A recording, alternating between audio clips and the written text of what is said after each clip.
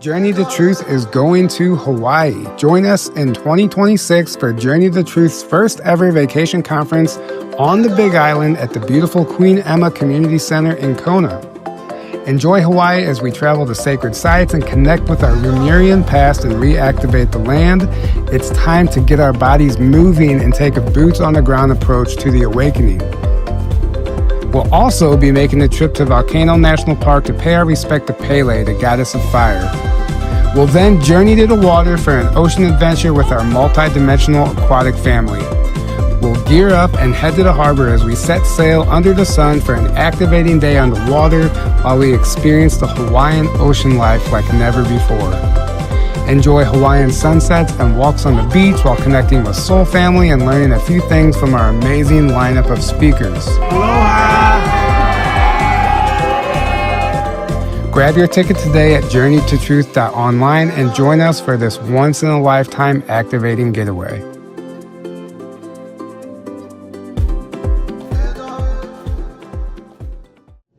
That's no moon. It's a space station.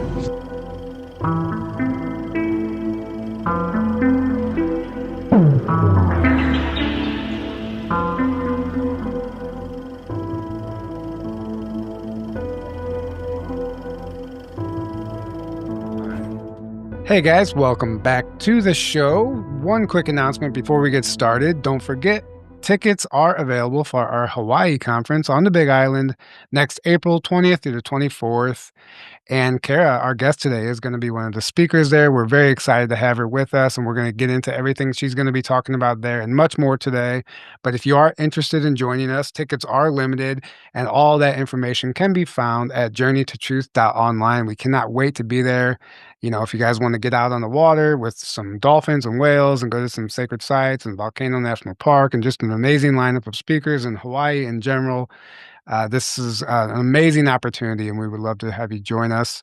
And Kara is actually coming to us today from Hawaii, and we are very excited to have her with us. I met her in LA last year at a conference, and we just stayed connected since then.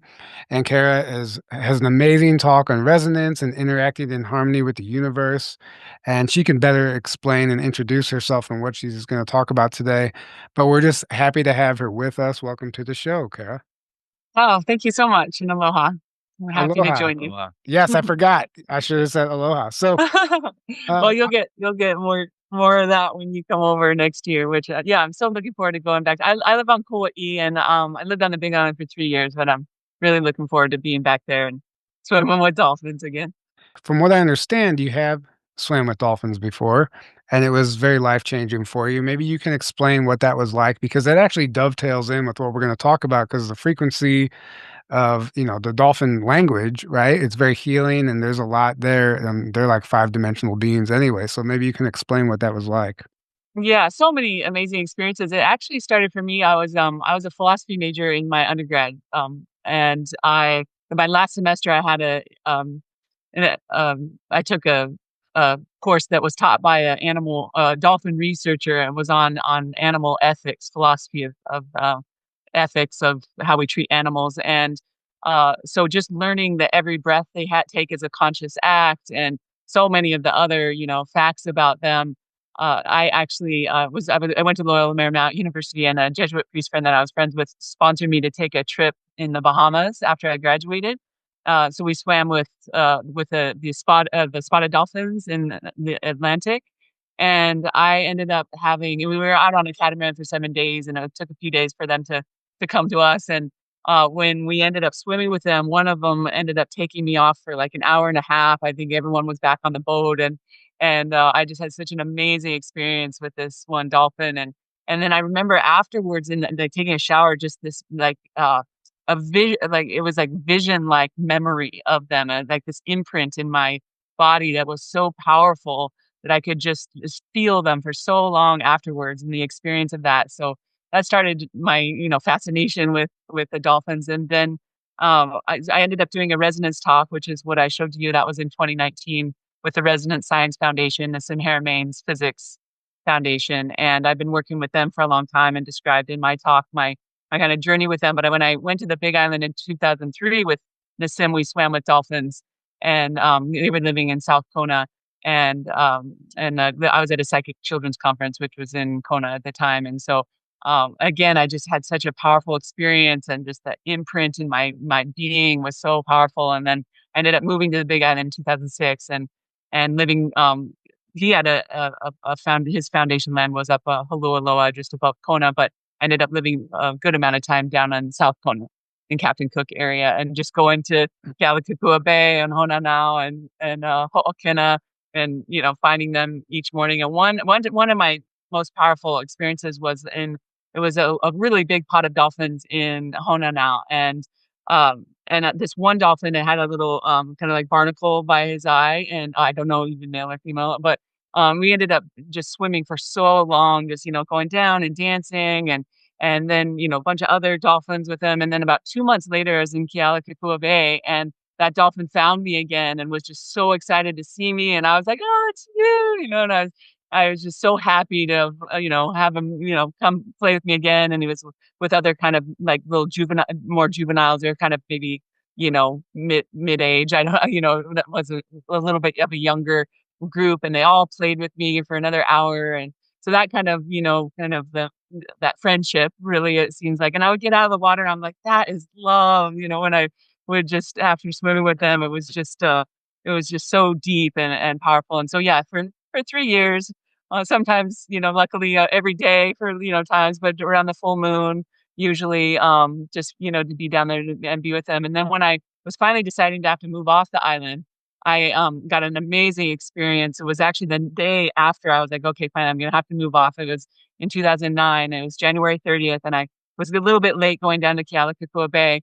And about a year earlier, there had been some whales off Manini, and I went in, but the water was real dark, and like one of them came up near me, and I got kind of scared, they're just so big.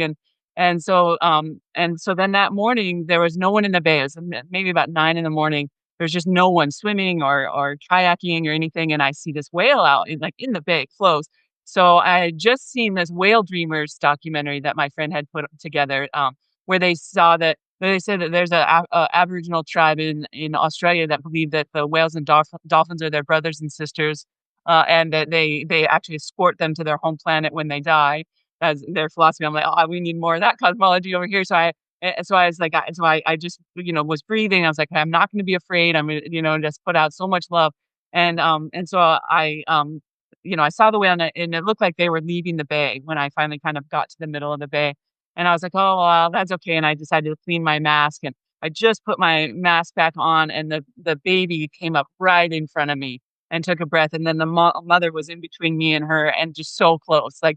And so since I was the only one there, I know the mother just brought her baby to me, and it was just one of the most, powerful, Right. amazing experiences. And I swam along with them for a couple breaths, and like, how close do you keep to a whale? Because the dolphins would get super close. I'd never touch them, but they would get so close, and get their eye contact. So to have that with a whale, and the telepathy with the baby and the mom, she's just bringing the baby up for every breath. And so, yeah, swam along, and then they went down and left the bay. But in Kealakekua Bay, it's pretty shallow, and white sandy bottom, and we were so close, and it was just Yeah. one of the most. I felt like I thanked the universe for giving me the present of a lifetime.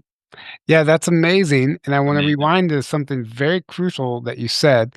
So, these these people, and I don't remember what you call them, they would escort the dolphins to their home planet when they died. Is that what you said? Yeah, the Aboriginal tribe, the Whale Dreamers. Yeah, that was their cosmology. Yeah. So, that's actually crucial, and it's a profound statement to somebody who doesn't know or understand that the dolphins are not from Earth, and they come here from, maybe, I don't know, Europa. I mean, who knows what planet, right?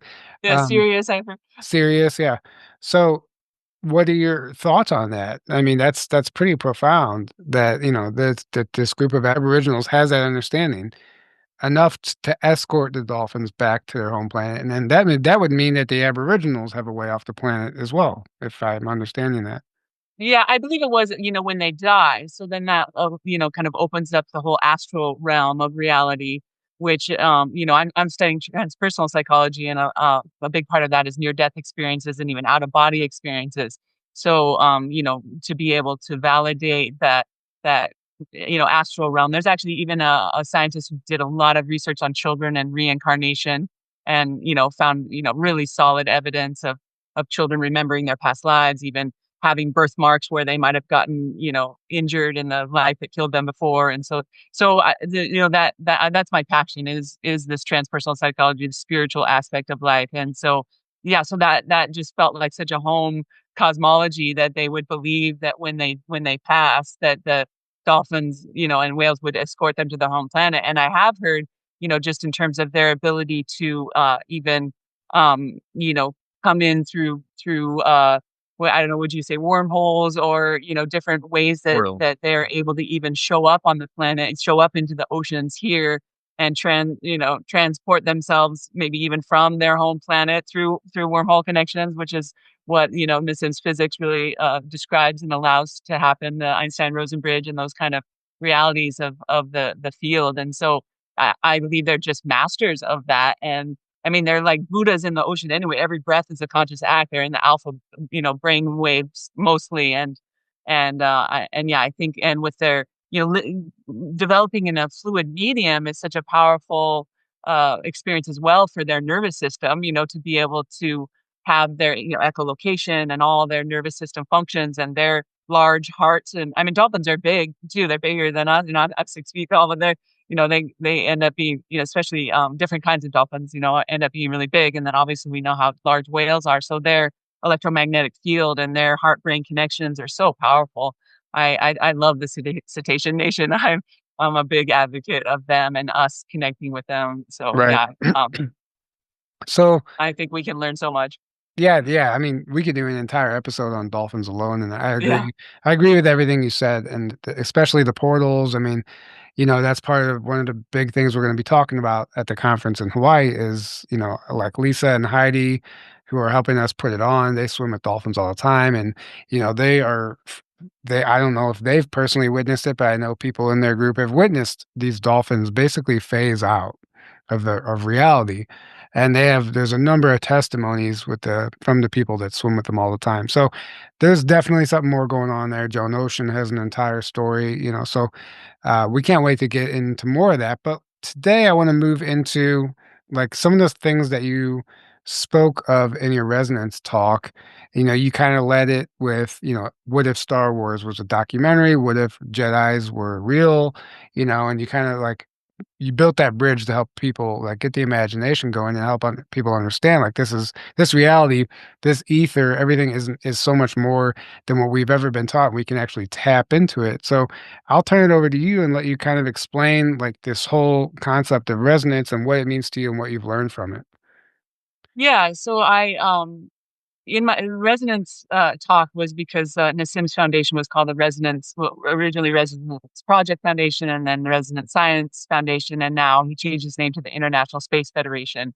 And so in 2019, that was supposed to be their first annual, and they were taking 6 delegates, people who had been trained to teach Nassim's theory, and then the unified field theory physics, and then 6 of the staff. And so yeah, I was really like one of the first people with Jamie Janover way back when saying, you got to train us to teach this. And so I ended up not really, like Jamie Janover took over, and he just would throughout, festivals, and for years and years, just, taught Nassim's physics through.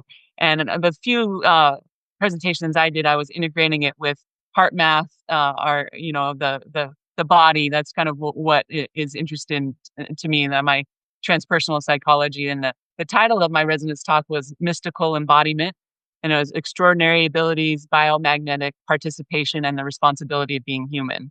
So that's kind of like what I feel really passionate about, this mystical embodiment that, I do believe Jedi skills are real. And in that my goal is bringing that to the kids. I say Jedi skills to the kids, that I believe our nervous systems as adults, we can still wire new patterns and develop those abilities. But the high neuroplasticity that children have, I just want to help them take advantage of being able to develop these abilities, because yeah, I do believe Jedi skills are real. And I went to Contact in the Desert for several years. 2014 was my first year. William Brown, who works with Nassim, is a biophysicist. I mentioned his research in my talk, and he was speaking there, and ended up getting grounded from a hurricane, so he didn't even make it. So I ended up speaking in his slot in 2014 at Contact in the Desert, and then went many years after that. But I remember hearing it was there that, what if, Star Wars is actually a documentary? And I was like, I believe it. I mean, I mean, we, our yeah, I think humanity is missing the basics. I think, the fact that we don't even understand our connection to our galactic family, and that, in an infinite field of, so much time that would have, come before our, time right now, that of course there's, I'm sure, so many different races and beings and civilizations developed, and how many trillions of galaxies just in our universe alone, so it's just so vast, and for us to be wondering if we're the only life in the universe is just such a crazy, sad, ignorance that humanity has. I think that's breaking through, but I really am passionate about the disclosure movement for that, for us to connect to our space neighbors, and understand, how this kind of a larger spiritual war, that I believe that, the Bible could be seen as a exopolitical document, and that there is a larger war of good and evil, and how I think humanity is so special. Actually, actually William had found, because he was studying DNA, and he found that there was an alteration in our human DNA that wasn't just from evolution from primates, and that to have uh, biped stature and our glandular system, we're tall antennas, we're bipeds without wings, and that there was an enhancement in our DNA to allow Homo sapiens sapiens to be so special. And I think that's partly why we have been sort of kept in the dark about our abilities, because our heart field, our biomagnetic participation can be really powerful. I think, Jedi skills and beyond, that kind of what the whales and dolphins are able to do. I think our body temple instruments would be able to, be developed to have that kind of ability, and that's, I think, where we're going. And I think we've been held back because we're so powerful.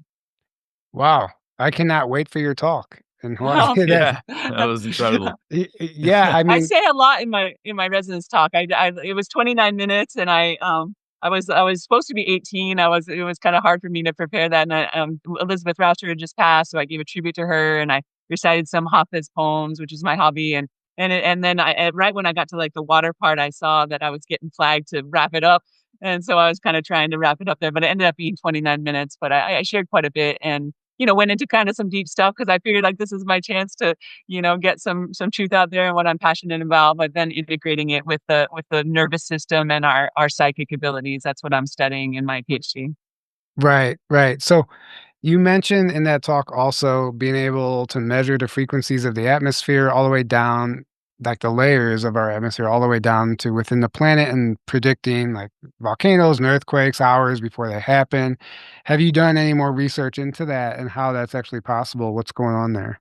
That actually was Elizabeth Rauscher's research, and Okay. she was just an amazing scientist. She was in NASA in the '60s as a female physicist, and so I have actually two friends, and she passed. She passed just a month before the talk that I gave in 2019, and she worked with Nassim for years, and I have two really dear friends that are continuing, that have a lot of her research. One that was with her when she passed, and so they're going to be bringing out her research. I mean, she had quite a few papers published, but there's a lot that didn't get published.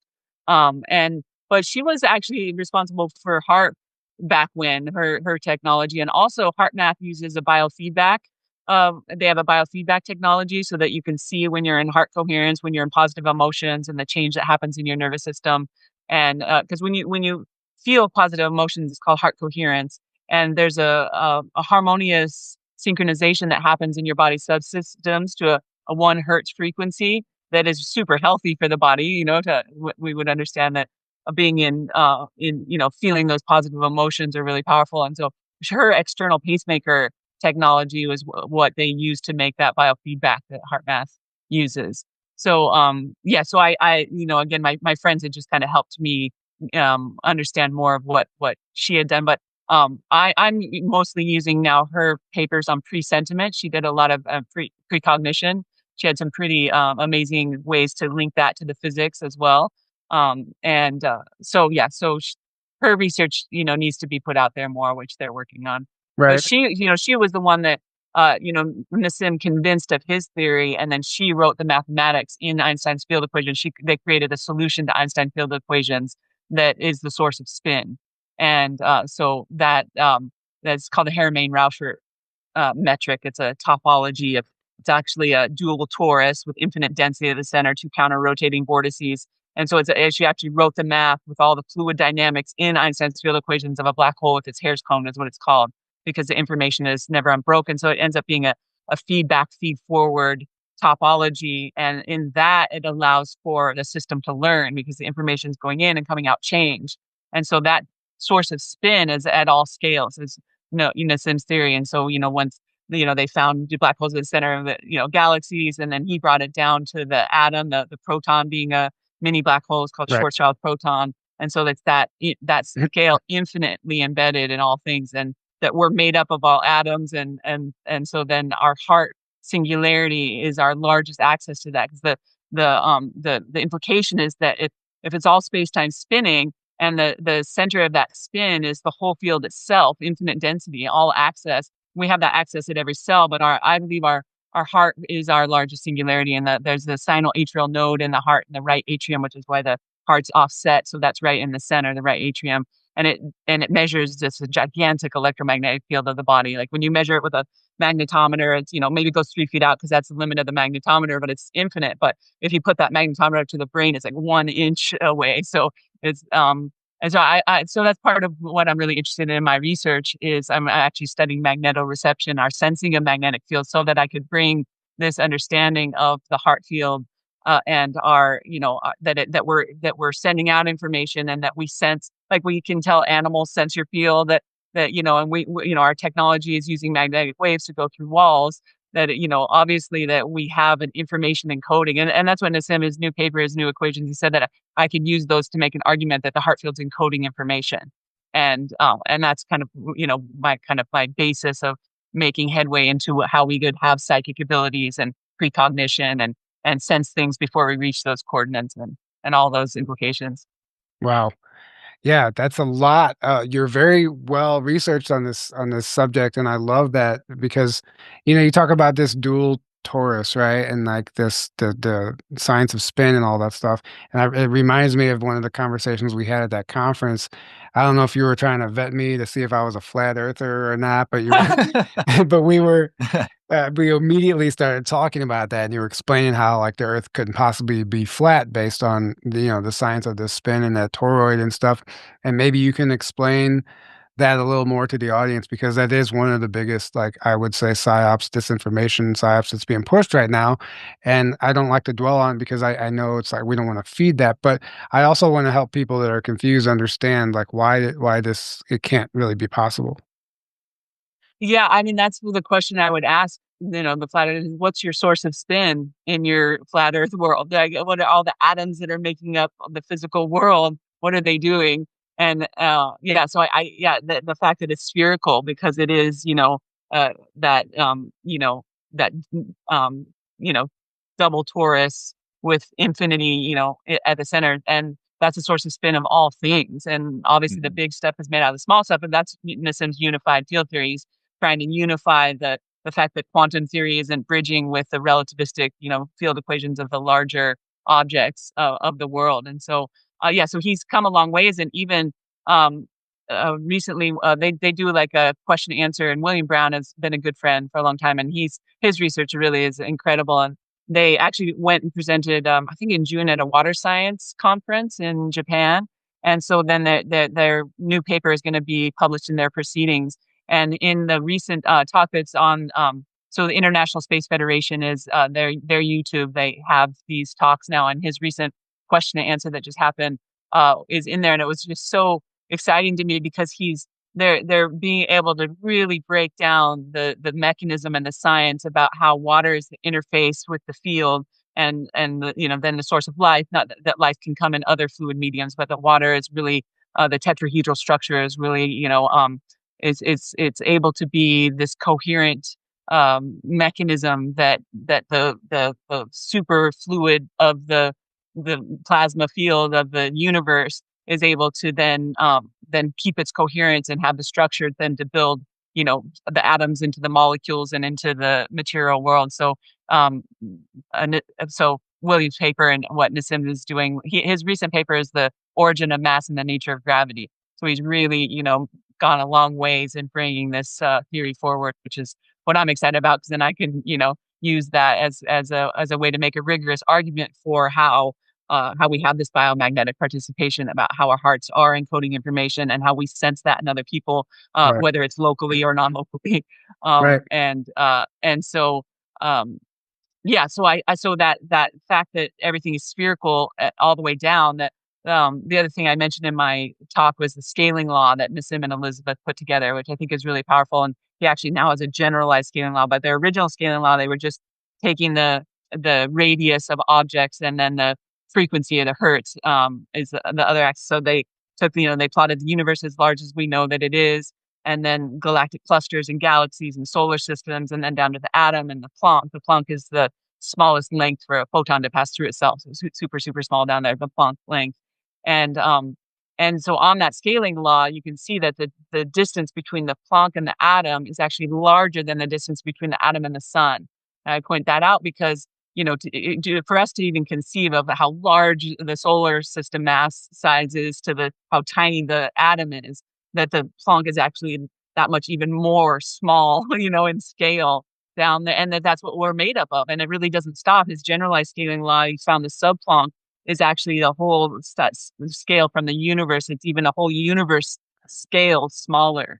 Right. So, for us to understand this infinite universe, infinity and finite boundaries is how life emerges. And it's almost like we can't even conceive that Right. infinitive, eternal alpha and omega, no beginning, no end.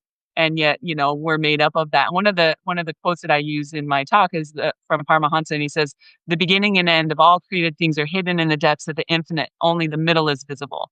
So the beginning and end of all created things are hidden in the depths of the infinite. Semicolon. Only the middle is visible. So that Right. only, of course, you'd only have that ever new now. Only in an infinite system, you'd only have that ever new middle Right. available. And yet Which we're traveling so fast.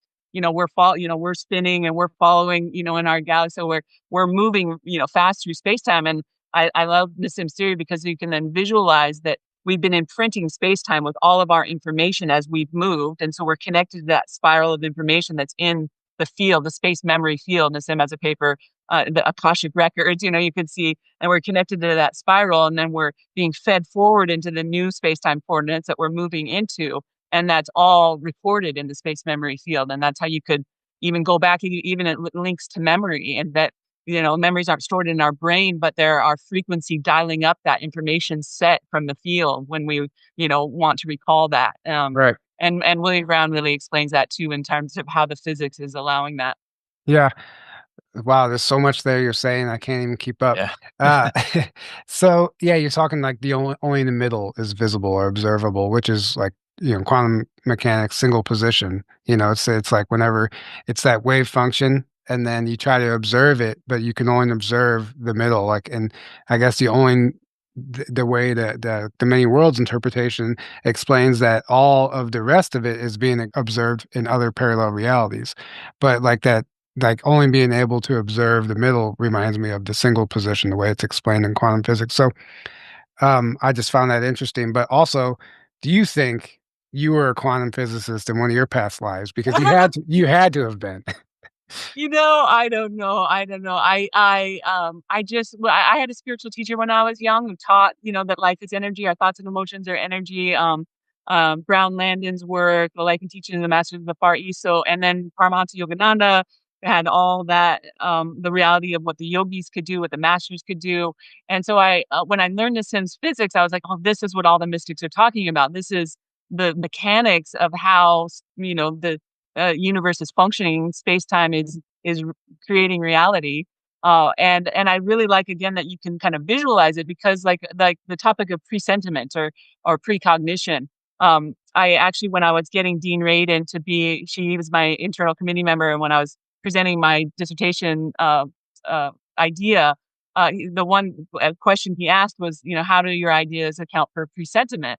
And so that and heart math, I see in my talk about the research that they did where they were showing emotionally charged pictures to people, and the heart was registering the emotion that they were gonna experience when they saw the picture up to 6 seconds before, and it was a random computer, so it wasn't even like that was even aware to them, but the body knew that, and so the idea that all of our information is being fed forward into the next space-time coordinate.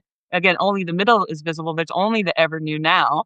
And yet there's an imprint of the past and there's a trajectory into the future of where this information is going. And so that I believe and then we have access to all information. That's the implications of the source of spin, that, everything is centered by the whole field itself. And Nassim showed that in the center of the atom, there's more mass still than he said trash compacted all the material in the universe into a tiny, tiny, space. There's Right. still more mass at the center of the atom. And so that the fact that then, that implication is that there's all access to information, that everything is space-time spinning, and the center is the whole field. It's the all at onceness. It's all there. And as Nassim says, reality is real half the time. The other half of the time, all your information is being fed into the field and feeding back to you, so that you can that you can identify yourself as the whole field half of the time, and then the other half is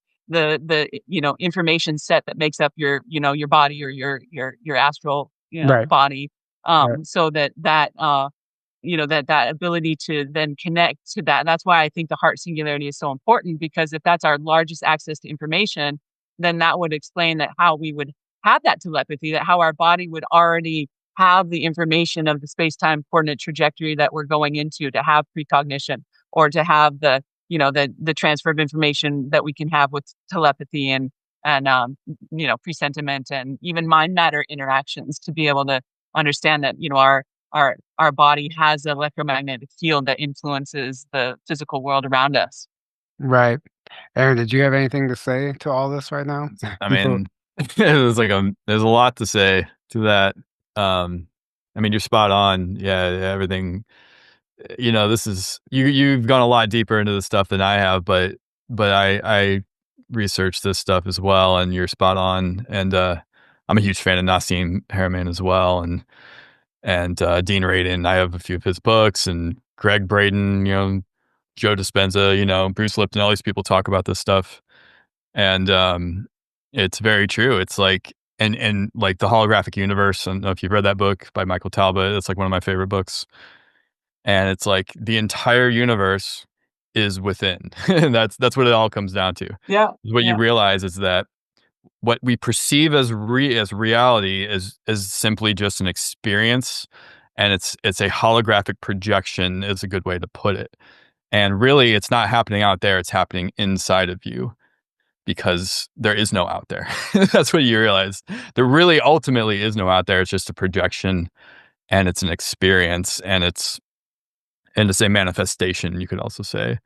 So ultimately, that's, the law of one, like we hear, we're all one, everything is one. Well, that's kind of like the highest truth, because that's like God or source or whatever you want to call it. The field of infinite energy that makes up everything is a singularity. It is just oneness. Right. So the whole concept of space and time has to be a manifestation from, like, that comes before space and time. So that means we are just a manifestation, right? But we're all that same consciousness. We're all picking up on that same field, and it's just We're made of. I mean, expressing it's all different. right. We're made of it. It's all space-time spinning. We're made Right. of it. Yeah. Right. Yeah, Right. they say everyone you meet contains the whole of space and time. Like, it's just within all of us. Yeah. Yeah. And Well, that's we can even visualize that. Like, again, that we're, every cell is made up of how many trillions atoms, every, atom is made up of how many trillions Planck spheres, even lower, right? So, and then, so we have it within our boundary, and then there's an infinite, field outside, like Nassim's generalized scaling law. He can say the size of the multiverse that we're in, so again, it's just, infinite in that scale. And I think that, being able to then just sort of have the privilege of being tapped into it in a human form is really special, because of our access to that. And again, that whole, Nissim calls it the holofractal graphic. So it's holographic because all information is available in the center, and that's fractal because it's the same dynamic at all scales. Right. So Yeah. yeah, Yeah. Yeah, and kinda just to piggyback off what you were saying, Aaron, something I've read about, they used to try and explain, um, consciousness with mathematics, but they came to the conclusion that mathematics can't explain consciousness because consciousness allows mathematics to even exist. So it's Anything to exist. yeah, if Right. It comes before everything. but that's like one of the big revelations that some of these physicists are having or had, Right. and it seems so simple now to talk about it, but it took men and women a long time to come to that conclusion that it's consciousness that's actually making our mathematics even possible and everything possible. So it's really interesting to think of that way. So that's why mainstream science doesn't necessarily work anymore with where we're moving, into. Right. And then they found out that consciousness affects everything based on whether you perceive it or not, like the double slit experiment, or Right. like, oh, if you perceive it, it like the photons or the particles just go through the slits, but if you don't, it shows up as a wave pattern Right. because all possibilities, infinite possibilities, are always Right. exist because you didn't observe it, so it didn't lock into one. Right. And it's like that gives you a clue on how our reality works. It's like Right. So you I lock in one possibility, but all right. possibilities. Kara, I wanna ask you, you talking about disclosure and being an advocate for that, you're just like, understanding our galactic heritage and where we came from. Have you had any interactions or experiences with extraterrestrials yourself or higher dimensional beings? not consciously that I know of. I definitely heard quite a few stories that Nassim told that were really incredible, and the most I've had is just the seeing of the ships. Um, one time it actually it's 2017 here. I looked up in the sky and I saw a triangle, and I was like, I can't remember a triangle in the sky. And it ended up being two ships moving that just happened to be in line with one other star. And then James Gilliland's a good friend, and I was up at his City Ranch at one point. No, it was his birthday, and he sort of brought to me the idea of powering up. When we Right. telepathically ask them for acknowledgement, and they power up their ship, and it turns into a big bright sphere. And so one Oh yeah. experience I had a really special wolf dog, White Sage, and my dad had actually passed 2 years before that, and it was the 1 year anniversary of her death, and I was out walking in the evening, and there was the planets up, Jupiter and Venus, and I see this ship moving across the sky, and it was it's just so clear that it was, and I just felt I was in a really deep kind of prayerful state because of the anniversary and connecting with them and the ether, and I sent love and gratitude to the ship, and it was sort of like this like moments of time where I had sent gratitude, and the ship powered up. And I didn't even think it. I didn't ask them to do it or anything. I was like, oh wow, that was so special. I might have been the only person on the island seeing it. And then it went behind a cloud and went further, and I was like, oh, I was excited, and I was real happy at that point, and I sent love and gratitude again, and it was sort of like the same sort of period of time, and they powered up again for me. So that was just really special in terms of sort of my telepathic interaction with them. But otherwise that's kind of like I've just seen the ships in the sky and stuff, which are spectacular as well. But no, I haven't had any experience with beings. Right. Alright, so spending so much time in Hawaii, is there any lore of Hawaii being once part of Lemuria? And are you familiar with that concept? Yeah, I've heard that, for sure. Even, there's sort of I'm not sure how true it is, but they said that the Dalai Lama was talking about two of the places on Kauai where this mountain range, Kalalea, where the souls enter the planet, and Holy Holly, where they exit the planet. And what's special too about the Hawaiian Islands is, just in terms of like Nassim does a lot with the geometry of and vector equilibrium and geometry, and even like the implosion of the icosahedron and explosion of the dodecahedron, like kind of that the geometry is sort of like a static view of these fluid dynamics. But when you put two tetrahedrons in the sphere, like the Star of David, the ends of the tetrahedron, and if you visualize that spinning, they hit the planet at 19.47, which is where a lot of the sacred sites and pyramids are. But Hawaii, Big Island right now is at that 19.47, really like Manini Point there at Kealakekua.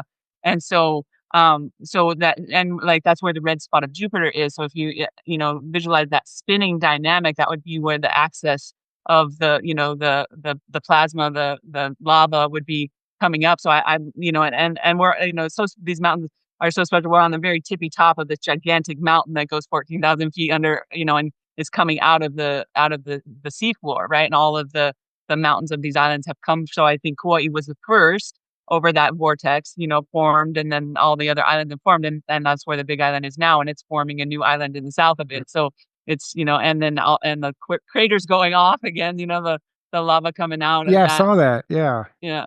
So so I believe it's kind of and not only a portal of physical, spin and lava, but I believe it's also an information portal that makes the island sort of more potent, like where Pele has this lure that, she'll kick you off or she'll bring you here, and I kind of see it as like more of an instant karma generator because you were processing more information here at this portal of 19.47. And that, then it kind of is like a, yeah, instant karma generator, more acceleration of your lessons, universal 2x4 you might feel when you're, getting your lessons and your karma, and yet, held by the consciousness of that. And so, yeah, I believe, I think that Nassim had some really incredible experiences with some kahunas who talked to him about his whole theory as well, and they have the same cosmology. And I believe they're, they're opening up to share that a little bit more. And even their connection with the cetacean nation and the sharks, and their connection to the earth and the all the deities and the nature spirits, and so they have all that in their cosmology. So I mean, I've heard that Lemuria was the Mu, that it was this, that it was actually, that I heard that Kauai, the Garden Isle, was actually the one island that was formed during that time. So that if it was anywhere, it would have probably been based on this island, which I think is why this island feels so magical in some ways. I mean, the Right. Big Island is too. But it's more that raw, new life forming energy as well. Right. And if you look at a topographical map, you can actually see an island chain that connects Hawaii to Easter Island, but it's sunken. But it's there. It's a whole, and that's like talked about in the ancient secret of the flower of life, Drumvala Melchizedek, and stuff like that. But um, they say that Lemuria was there, but it was a whole island chain at one point, and eventually sank, and allegedly that some of the most significant ruins are still there underwater. If anyone was to go dive down there with a submarine and explore that sunken island chains. So you called your talk or what did you call it? Mystic embodiment, the bridge of Yeah, the mystical embodiment, and then extraordinary abilities, biomagnetic participation, and the responsibility of being human. Um, yeah. Yeah, so the responsibility of being human, let's get into that because I think that's actually important right now with people waking up and like tapping in. Well, first of all, understanding like their role here, right? And then like once you're aware of all this stuff, like what is your responsibility and how do you move forward to understanding like, okay, I'm here to do something. Yeah, well, I even think, even kind of more basically than that, that once you're in a body with all this information that's feeding into the morphogenic field and affecting everything else, that you can't not participate, right? And so I say a quote that my teacher had us memorize, that by Sir Arthur Eddington, that even the course of the world is not predetermined by physical laws, but may be altered by the caused or uncaused volition of human beings. So that will, that volition of ours, where we affect the field, where our biomagnetic participation is influencing matter. And so in that way, that you are affecting the whole field and the morphogenic field of the planet and beyond.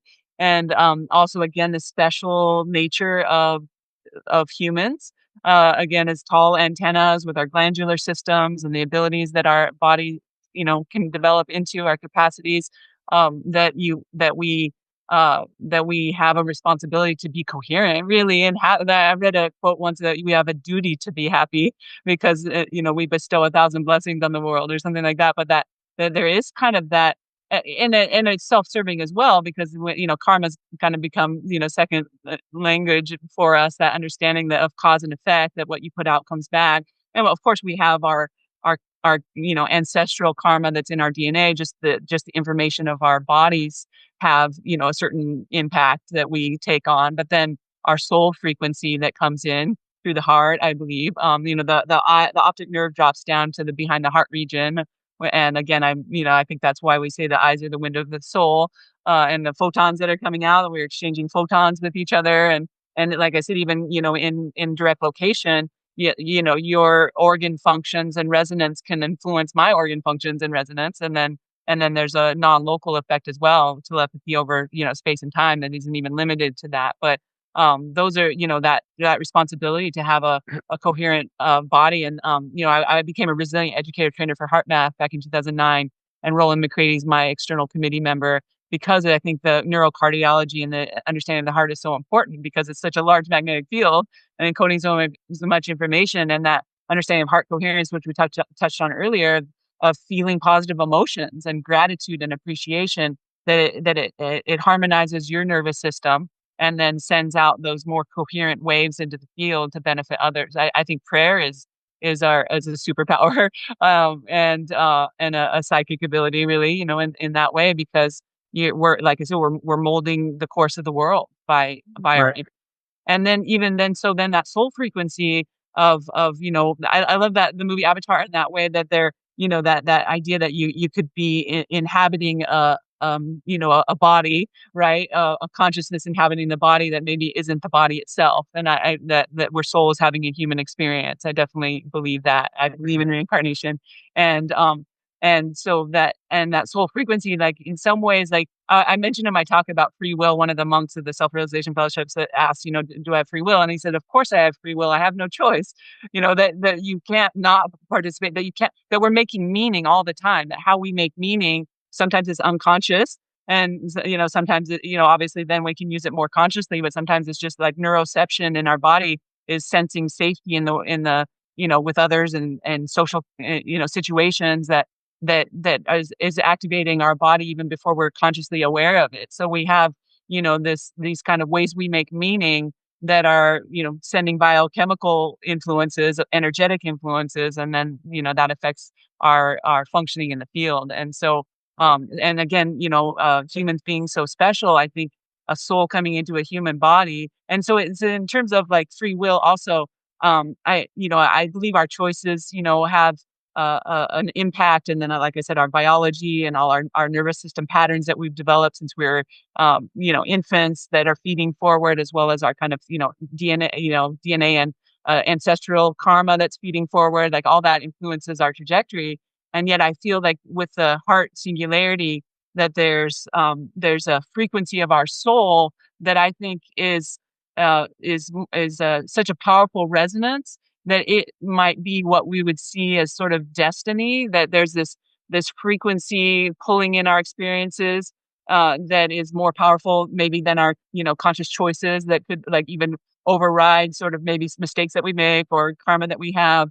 And that there's like a soul, sort of contract, or a soul design to our lives that is leading us into that place for ourselves. So I think the more we can consciously connect to what our passion is and what we want to do in the world, then that soul frequency can more easily align the experiences of life and the people to be brought to us. Because it's no small thing to even be in person with someone, and in this, universal, eternal cosmic time, to be able to even have the universe manifest two people in the same space-time coordinates is no small thing. I've sort of, grew up paying attention to those signs, synchronicities, and the things that we can become aware of, with how life does bring us our heart's desires, and how, what we put out is manifest in this, amazing, Right. orchestration of the cosmic play. I love that you're, like, transcending into your light body right before our eyes right now. Oh, right, the sun coming in, right? You're like glowing. Yeah. And I don't know if they're insects Is it flying blanking out around. my face a little bit? Right? No, it's perfect. No. I don't know if they're Yeah. insects flying around, or they're little orbs or something over there, but Oh, it's probably some dust. well, I don't know. Some of it looks very interesting, but it was just so symbolic. Like, you're explaining the soul, the frequency of the soul. All of a sudden, The this heart, light, and the yeah, sun's no, coming in. and he And just, then you're yeah. just like, Um, That's So awesome. that's beautiful, and I absolutely agree that we all like our frequency alone, like can affect, like you said, the frequency of our organs can affect like somebody else's organs, and obviously the powers that be know that or knew that, and that's part of why the whole COVID thing happened and like the shedding aspect of what like they were trying to weaponize it, but we understand that it's real and that stuff actually does like our frequency does impact our surroundings. Whenever you do work on yourself, that's the best thing you can do for the planet and everyone that and yourself. So I love that you explained that so beautifully. And I remember what I was going to say earlier. You were talking about this 19.47. Can you explain that a little better for me? Because that number Well, in particular, I have a theory, but go ahead. yeah, so that's that latitude above and below the equator. That the geometry of two tetrahedrons inverted in a sphere line up there at the spherical latitude above and below the equator. So it being like the information portal to the planet, like again where the red spot of Jupiter is, Right. that this fit in.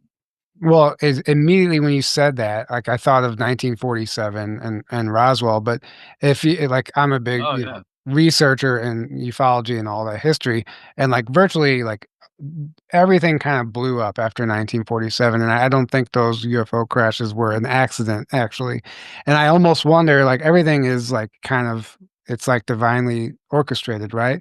So like using that number is literally like connecting with that frequency or whatever you're talking about to bring information into the planet in that specific year, like to literally like create this wave and we see where that has taken us now. I don't know, it's just kind of where my mind went when you said that. I'm like connecting those dots. Maybe there's no connection, maybe there is. I don't know.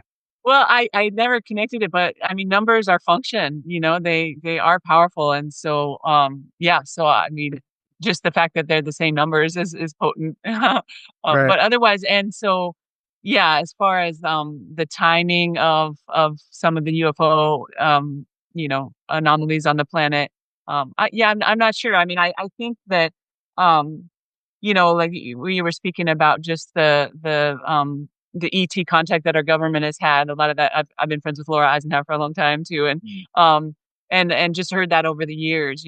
And my teacher, my spiritual teacher, she spoke about and this was, she was psychic. She actually believed she was Madame Blavatsky in her previous life, who was the Russian mystic, and she was like my grandmother. Maxine Cardinal is her name, and so she spoke about the Illuminati and the Bilderbergers and even about like in Council of Nicaea, how they took the teachings of reincarnation out of the Bible.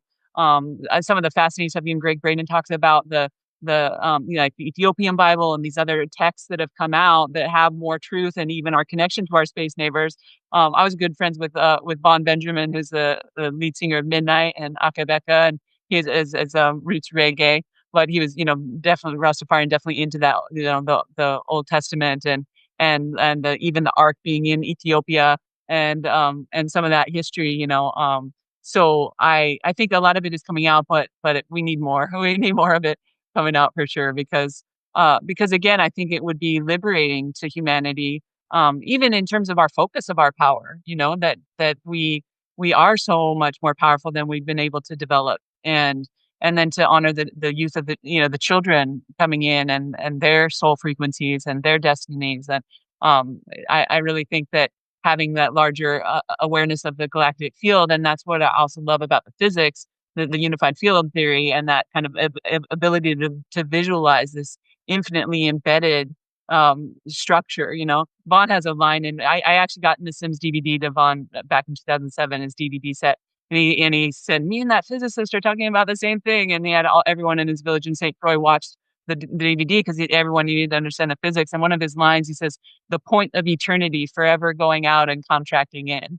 And so those kind of those implications of understanding this eternal dynamic of creation and access as being like the universe inside and the holographic nature of our access to that and then our influence on that, and that's that responsibility of being human. Yeah. I also just the gift of being human. Like, humans are so special. And I also think that, with coherent technologies, we could end up living 800 years in these bodies. Like, there's some of like the Bible stories of that.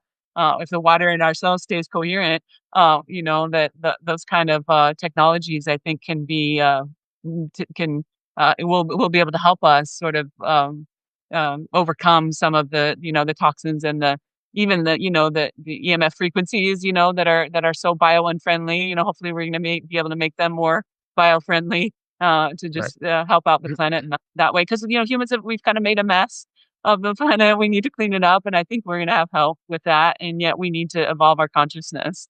Mhm. And that's what I think is so important about this truth, to be able to sort of base ourselves in our connection to the source and how powerful we are. Right. Yeah, and I absolutely agree, especially if you really look at how we are being targeted. It's all through frequency warfare. And that's because it's so potent, it's so important. It's like everything. That resonance is literally how you live in or interact in harmony with the universe, like you said.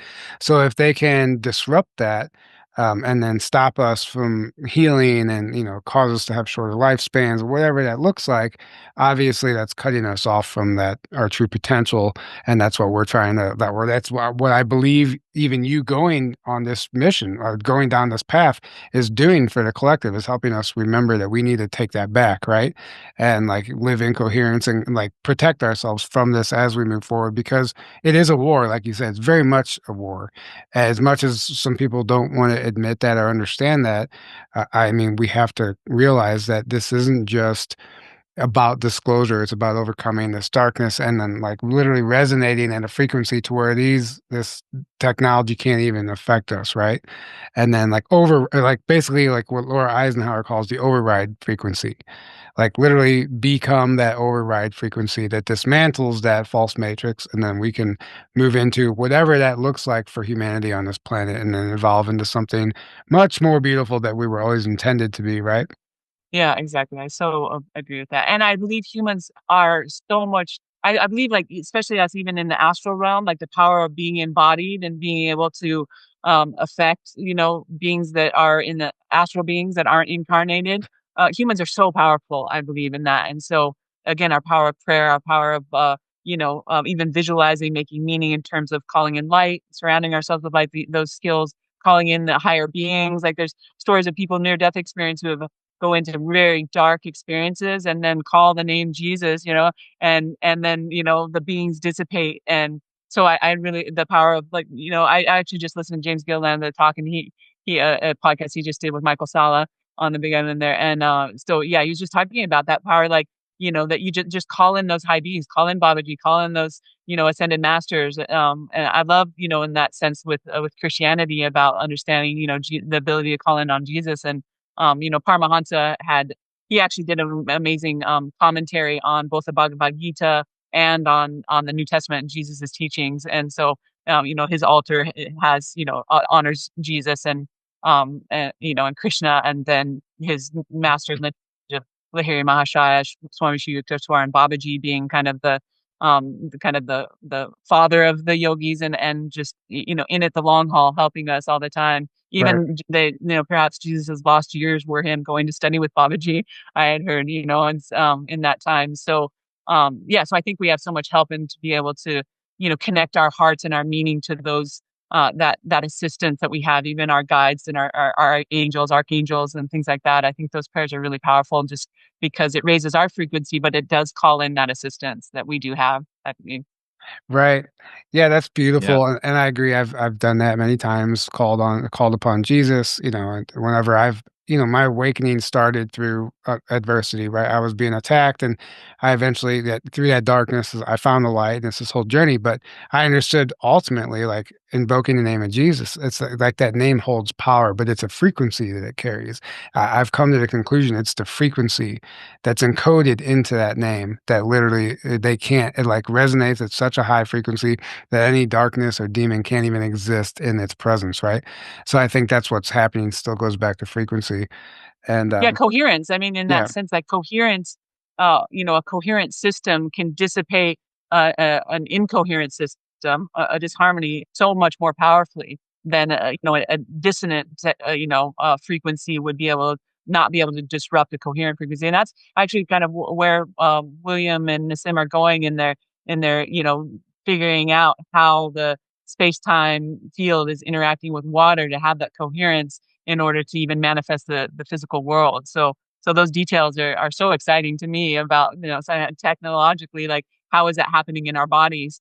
And then how can we make meaning so that we amplify that love, Right. and that So where does something like the Akashic records come into play here? Because that's like apparently tapping into the ether. It's like this library that's out there just existing all around us, right? Is this something that you've explored as well? Well, I think, that's, the ether was taken out of, um, Einstein's field equation. Like, he first had it, then he took it out, and then he regretted it and tried to put it back in. Tesla talked about the superluminous ether, this fifth element, super, so in terms of thinking about the space-time field, that we're all space-time spinning, like, the actual dynamics of that, like, they're now fleshing out, that it is through this coherence of resonance and spin, and the fact that there is entropy, but William talks about in this recent paper of this negentropy converter, that how the field is feeding this coherence, so that the entropy that would naturally happen in a system is blocked, is converted into coherence to continue the system's form in that information set that it's in. And so I think that that link with, that, like I said, even that we're traveling through space, right? And that we're imprinting, all of our DNA has been imprinting the field that we just passed through. And that's kind of like, even psychology, kind of when we go back into our past and we take a different perspective, then we're changing that in the field itself, and then can have, instantaneous, changes in our body from that. That's actually one thing I think about, like, with Joe Dispenza, Aaron mentioned, about, like, people that go in with a wheelchair, and then they have this experience of meditating on the oneness, and the field, and being able to, come out of that. And there's a poem by Rumi that I memorized, one of the only poems by Rumi, but one of the stanzas is, "When you lose all sense of self, the bonds of 1,000 chains will vanish. Lose yourself completely, return to the root of your own soul." So when you lose all sense of self, the bonds of 1,000 chains will vanish. I kind of see that with, like, in Joe Dispenza, like, when you can have like a coherent understanding of yourself that is beyond, the limitations of, what we've been taught for our personalities to understand, then the bonds of 1,000 chains, like, all those nervous system patterns that were laid in, can just be resonated into a totally new phase. And someone could get out of a wheelchair in that way. So Right. I think the power of that kind of cathartic meaning making, it then changes our nervous system patterns that are feeding forward. And so in the Akashic field, again, it's, we're made up of the field, infinitely embedded spinning, in our boundary. And then we're imprinting the space-time field, and we're being fed forward into the new. And I believe that Nassim has a paper, The Space Memory Field, and so that, who are we without memory? It's in terms of space time, time is the imprinting of that information, so that it's in the field in terms of that memory structure. So that's how I kind of see the Akashic field as the field itself that has been imprinted by the, information sets of the coherent spin, amidst a kind of a superfluid plasma that, isn't, formed into that coherent way of a structure, but it is the background sort of fluid that, because Nassim talked about, like, when you look at those, in the galaxies, those, like, jets of light years long of stars being pulled, and and that it's like the molasses has already been stirred, like, so in the galactic soup molasses, the molasses is already stirred, and then the stars are just getting stuck in that vortex. Like, you use the example of coffee, like, if it's spinning black coffee, not until you pour the milk into it that you see the spin, right? Because it's getting caught in that vortex, right? In those Right. channels. And that we're that superfluid soup. And like, the example of superfluidity, that fluid in a container, and when it turned into a superfluid, it began to leak because there was no viscosity. So that understanding of space-time being a superfluid, superconductive,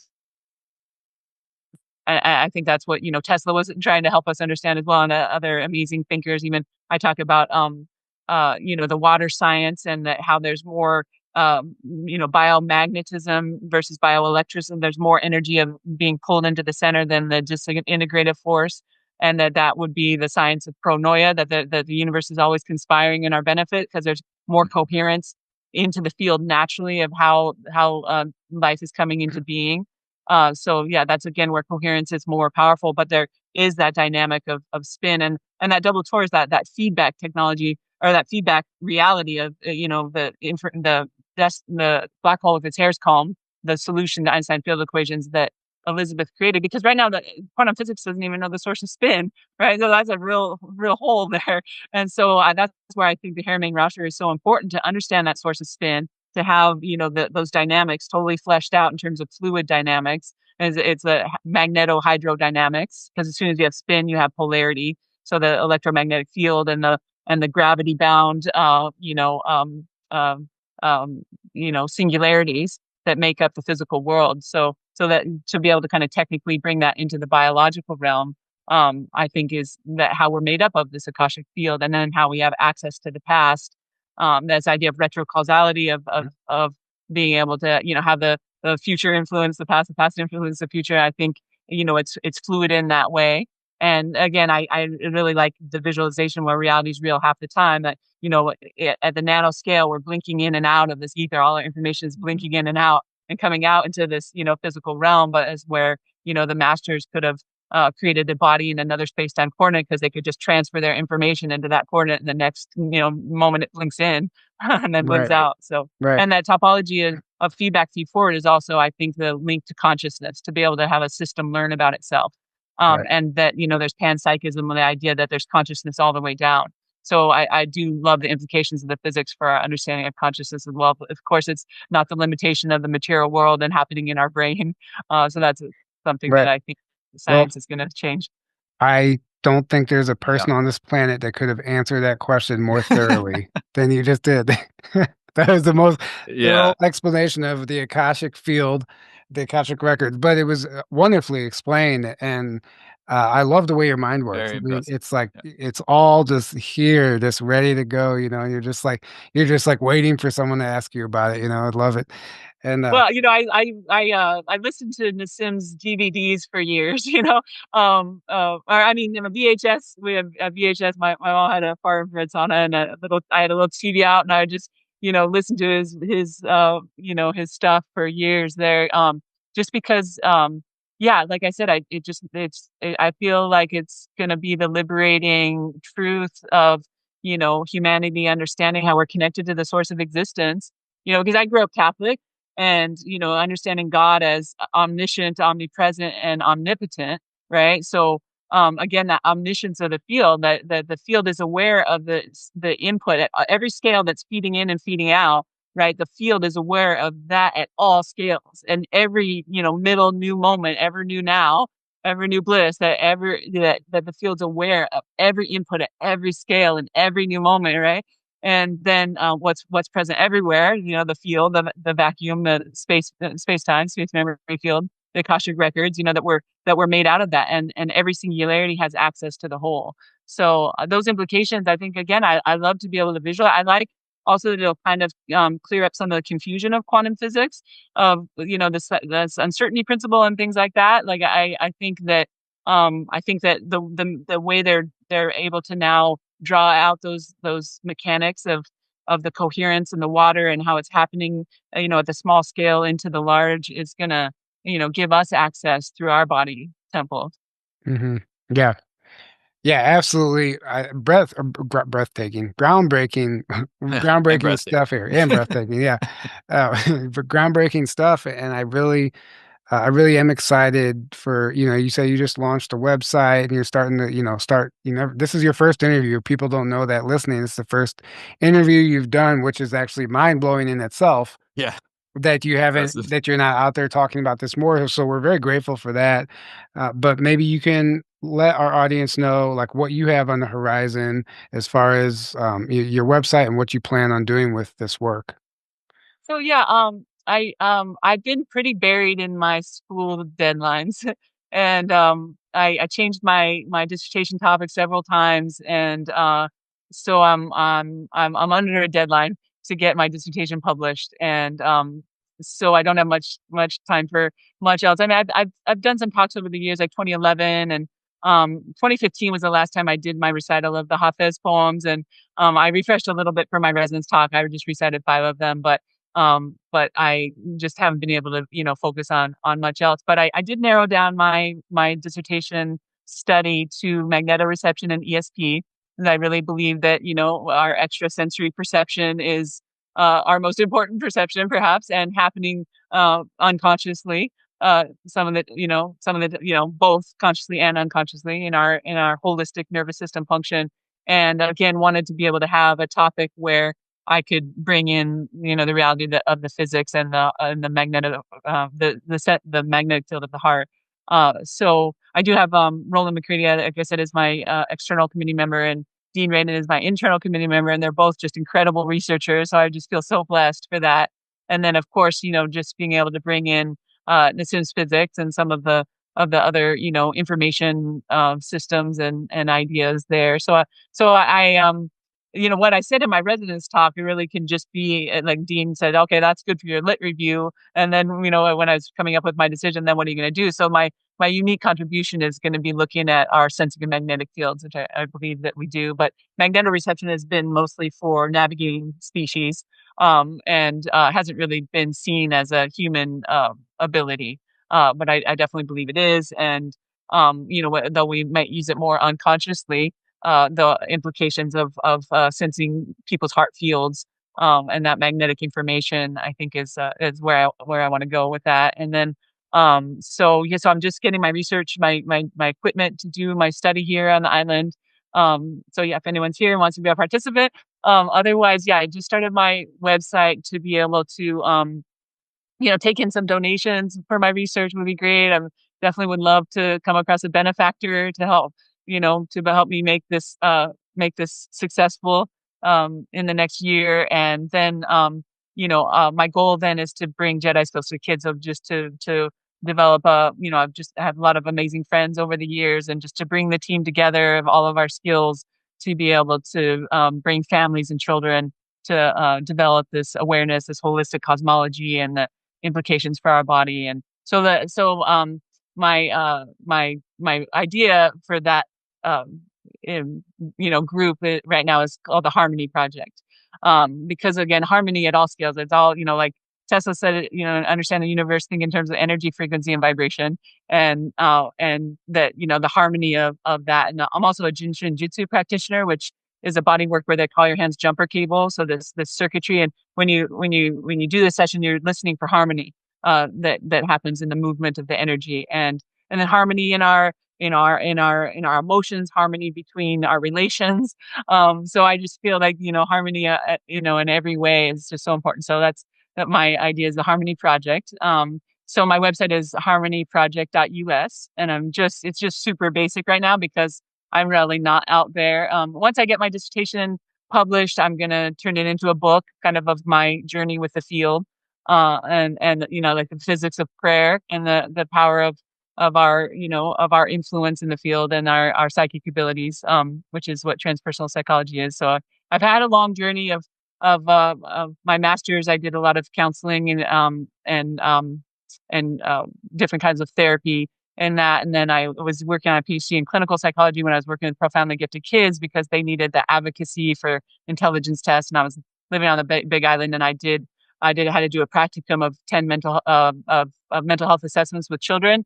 And I didn't like it. I didn't like what the psychiatrist had said before. And kind of like, I loved the time I had with the children and the testing, but it just felt really limited. So I ended up not wanting to be a clinical psychologist, and I waited many years. I was actually up at a conference that Laura presented at in Shasta, and this man, Ted Marr, was offering sessions. He talks with our ancestors. So I got a session, and my grandma came through, and she's like, finish your PhD, don't get distracted. In 2015. So then I was like, well, I was referred to this one school, and Ted said, do that, so I didn't even research anything. And I called CIS and found out they were starting a distance learning PhD in integral and transpersonal psychology. So when I started that, I've just, been grateful and been kind of buried in all the work. So I look forward to, getting it done, and then to be out there more and speaking. And even then I actually, when I did my recital of my 99 Hafez in 2015, I just found the DVD of that. So I'm hopefully going to be able to figure out how to get that up on my website. But right now I just have my residence talk. I have the event that I'll be speaking at with you guys, which I'm really excited about. And it's just sort of the basics, but yeah, I'm happy to connect with anyone. I, have, some essays that I've written about my research and kind of how it represents the integral worldview, and yeah, I'm open to all collaboration to be able to write the lit review and everything that I can, and yeah, would love to come across a benefactor, someone who really believes in my work, and any donations that people give just to help me make it through this. I don't really have any offerings right now because I'm just so buried in my deadline. But after I get through this, then I definitely look forward to putting myself out there more. Yeah, well, that's amazing. Thank you so much for sharing all that. And Aaron, did you have any last words or final thoughts that you wanted to go over? Thank you so much for coming on the show. This has been incredible. You're an amazing human being. You're doing phenomenal work. Just keep it up. And yeah, this has been so amazing. And can't wait to see you in Hawaii in April. Yeah, Yeah. thanks. Yep. Yeah, nice meeting you. Yeah, on it's so the great video. meeting you. Yes. Yeah. Yeah, I agree. This has been, you're a wealth of knowledge, and this is fantastic. Mhm. And there's a lot, you say you packed a lot of information into your 29-minute resonance talk, but I mean, Yeah. you packed about 4 hours worth of information into this 1-hour interview. So It was like there was so many things in there. I'm like, you could do an entire right. we could do a whole show on that. Right. On that. But I mean, exactly. And there's so many things that I would have liked to even ask about along the way, but I just let the conversation flow wherever it was supposed to go. And I think it was wonderful. And I mean, you really devoted and dedicated to this stuff, and that's apparent. So there's no way that you can go wrong. I think that you'll find exactly what you're looking for in any donations or whatever, because you're doing it all for the right reasons. And I think you can't go wrong doing that. So this has been a pleasure having you. We cannot wait to see you on the Big Island. And anyone who wants to come, those tickets are available on our website at journeytotruth.online. And we cannot wait to see you out there. And any final words, Kara, before we wrap this up? Oh, yeah, I'm grateful to get to talk to you guys. Resonant Kin is so exciting. And, I started memorizing Hafez just because, well, I said they started memorizing me, but just, just the help to cope with my life and those higher mystical perspectives of seeing the beloved everywhere. And my recital of those, I've just gotten such great feedback because, actually, when I first did it at that conference, the man who was in the room who was videoing, in the end, he said that my recital of Hafez was his favorite of all 5 days of everyone's talk.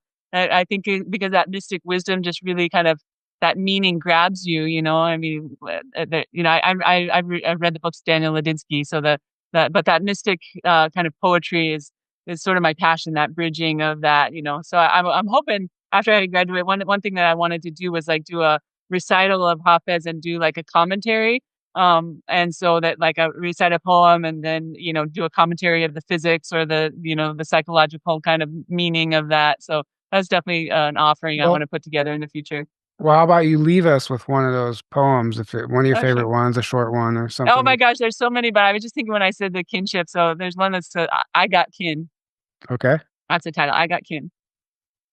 Plant so that your heart will grow. Love so God will think, I got kin in that body. I should start inviting that soul over for coffee and rolls. Sing because this is a food our starving world needs. Laugh because that is the purest sound. That's beautiful. That is beautiful. And you can feel it. It's encoded with so much wisdom. Like it's a picture is worth 1,000 words type of energy, right? Like it has that same energy. I love that. That was beautiful. Thanks. Thank you for sharing that. And the harmonyproject.us, that's the website, right? Okay. Harmonyproject.us, yeah. All right, we'll put that in the description below. And thank you so much for joining us. This has been fascinating. And like I said, can't wait to see you out on the Big Island. And good night, everybody. We love you. And until next time, have a great evening. Thank you. Hey guys, Journey to Truth is going to Hawaii. Join us in 2026 for Journey to Truth's first ever vacation conference on the Big Island at the beautiful Queen Emma Community Center in Kona. Enjoy Hawaii as we travel to sacred sites and connect with our Lemurian past and reactivate the land. It's time to get our bodies moving and take a boots-on-the-ground approach to the awakening. We'll also be making a trip to Volcano National Park to pay our respect to Pele, the goddess of fire. We'll then journey to the water for an ocean adventure with our multi-dimensional aquatic family. We'll gear up and head to the harbor as we set sail under the sun for an activating day on the water while we experience the Hawaiian ocean life like never before. Enjoy Hawaiian sunsets and walks on the beach while connecting with Soul Family and learning a few things from our amazing lineup of speakers. Aloha! Grab your ticket today at journeytotruth.online and join us for this once-in-a-lifetime activating getaway.